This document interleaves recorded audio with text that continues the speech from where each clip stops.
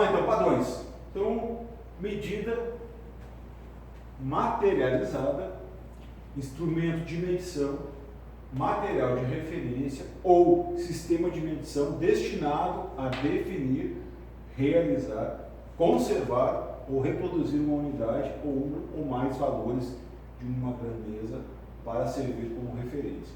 Então no caso padrão, como o nome já diz, e isso já remete a uma questão, a um conceito de igualdade, né? Então, é uma coisa que a gente consiga confiar e permanecer, né, para várias situações, me reproduzir um valor com muita exatidão, ok? Então, alguns exemplos: massa padrão de 1 kg, resistor padrão de 100 watts, amperímetro padrão, padrão de frequência de Césio, eletrodo padrão de hidrogênio. Bom, olha só, olhando aqui nossa foto, aqui, o que nós temos aqui?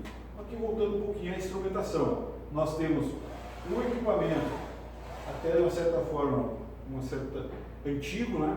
Mas que funciona, utilizado para parametrizar o meu instrumento. E aqui eu tenho um indicador. No caso, esse exemplo é o meu amperímetro padrão.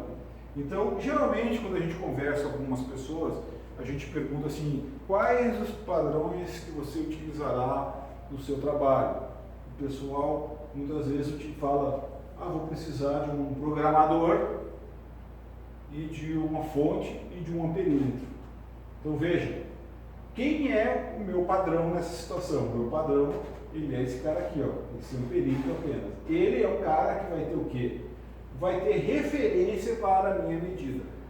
Isso aqui é um equipamento, né? É um dispositivo, ou como quiser chamar, né? Para fazer o quê? Eu consiga comunicar com esse equipamento aqui, né? Com esse instrumento, e possa fazer o quê? Alterar, fazer ajustes e tudo mais. Mas o meu padrão está aqui. Então veja, quantos padrões nós temos aqui? Qual deles? Qual que ele é? Amperímetro padrão. Ok? Então vamos lá.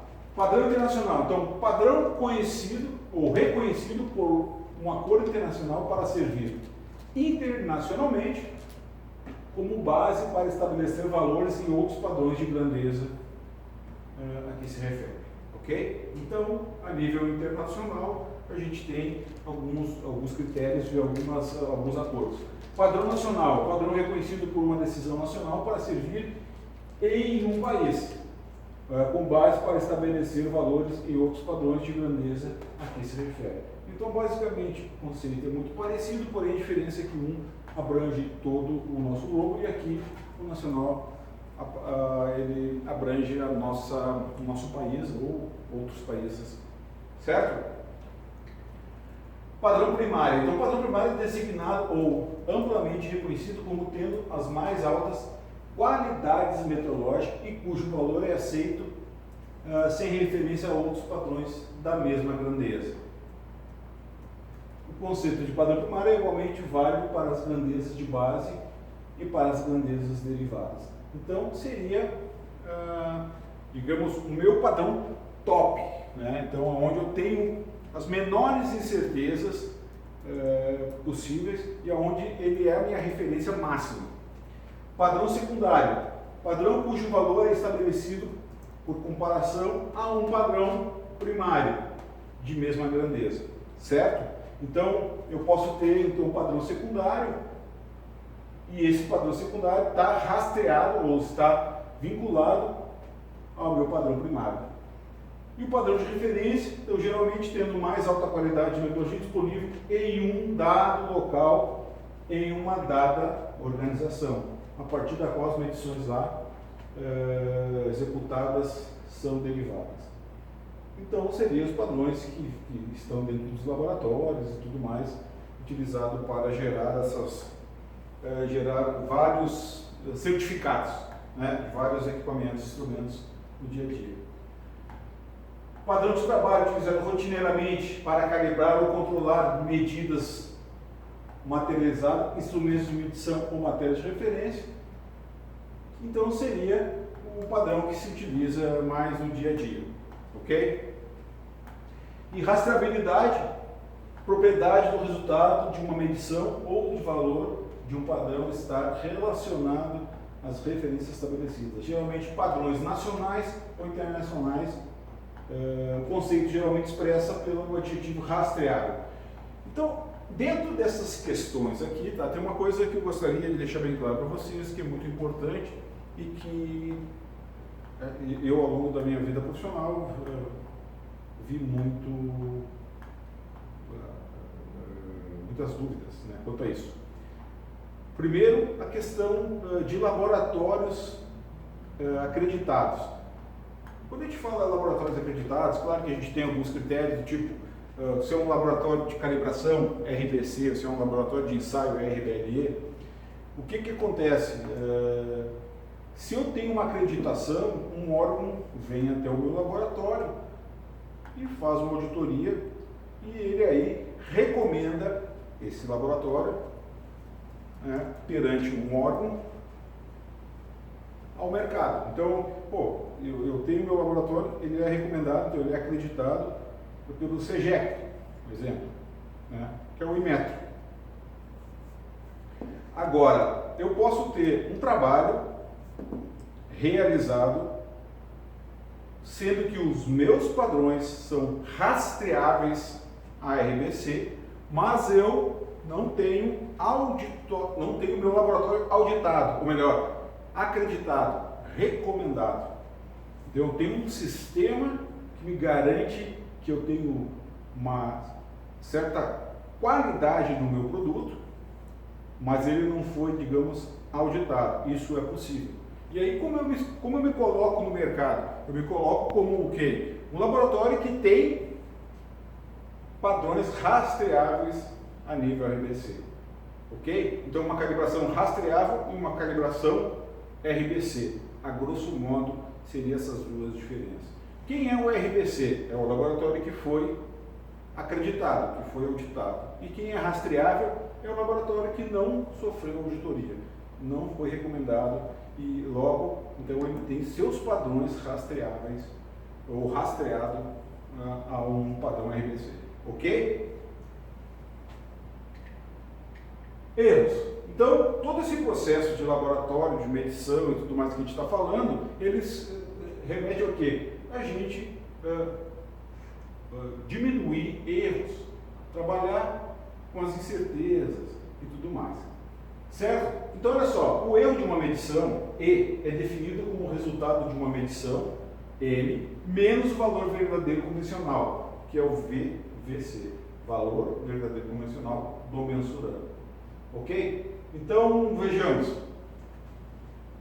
Supor que uma balança foi calibrada com uma massa padrão de 10 kg e indicou um valor de 9,96 kg. O erro de medição vai ser quanto? Bom, então a gente vai aplicar essa equação aqui no erro. Ó. Erro é o valor, no caso padrão, né, o nosso valor desejado, o valor de uma medição, menos o valor verdadeiro. O que vai ser? 9,96 menos 10,00 vai ser igual ao quê? A 0,04 kg. Esse vai ser o nosso erro. Então nós vamos ter o valor, né, valor verdadeiro convencional, ok? E o nosso valor, no caso de uma medição, que é o 9,96.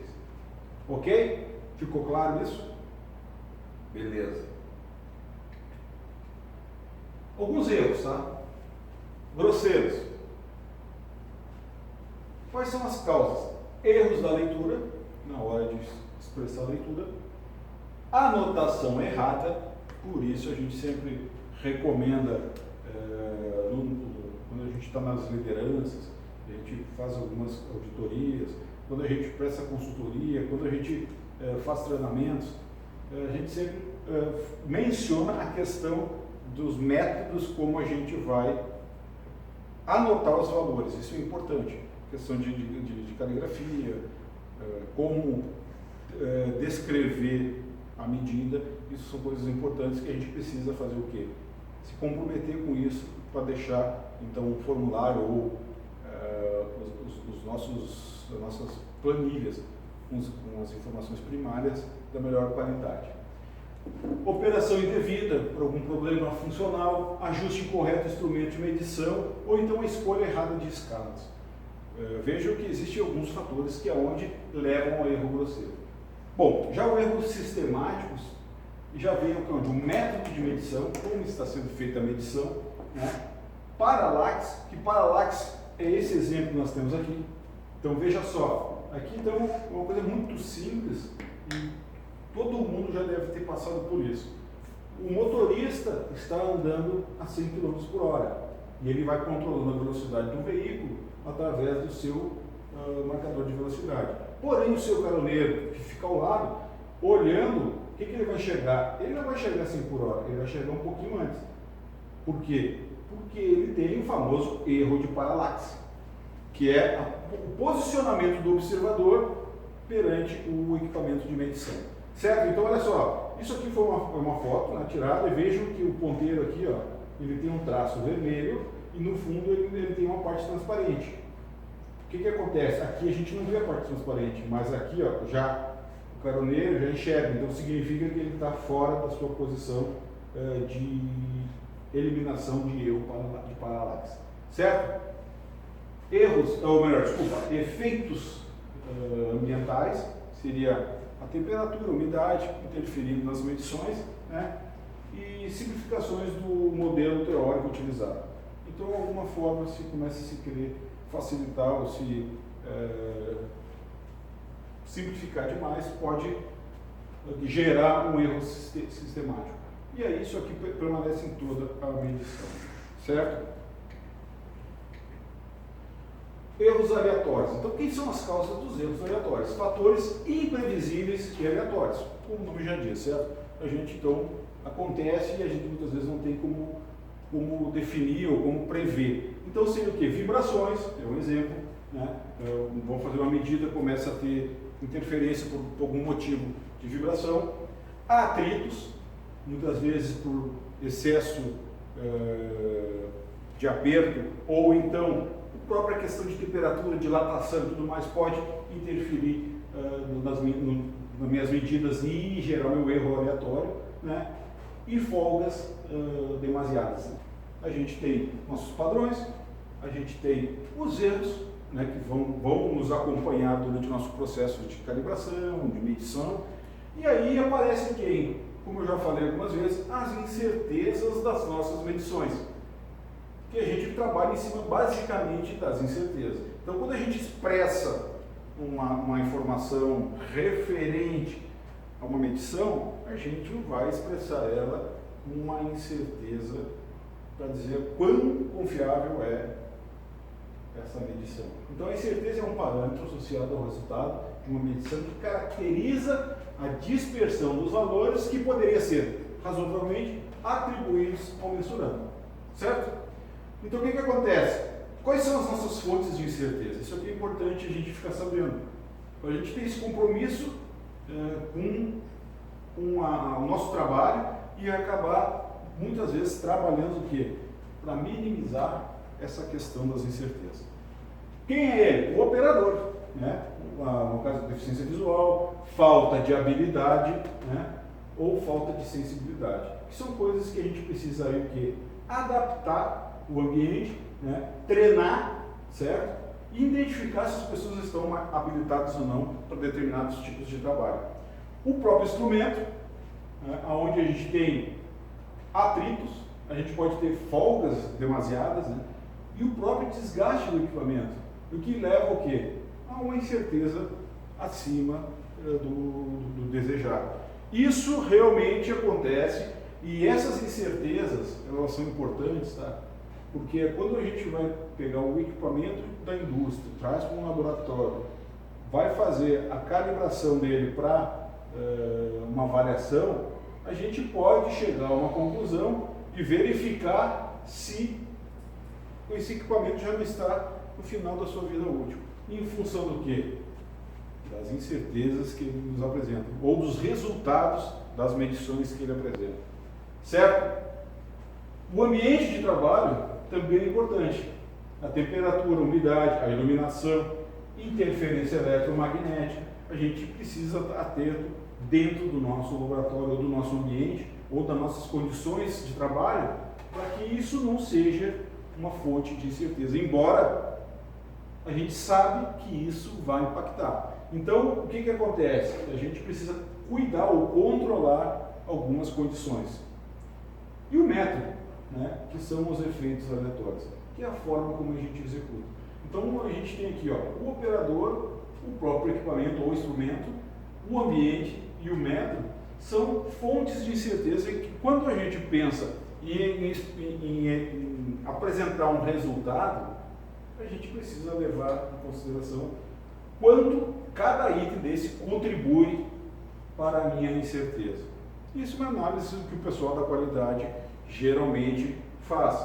Então, quando se elabora lá alguns softwares que aplicam no mercado, que calculam incertezas de calibrações, sistemas automáticos, eu faço a calibração de campo, a minha calibração primária, as informações primárias, jogo isso num sistema, num software, e esse software faz o quê? Ele já me expressa a minha medida com as incertezas, já leva em consideração o erro do meu padrão e coloca algumas fontes que são contribuições que cada uma faz para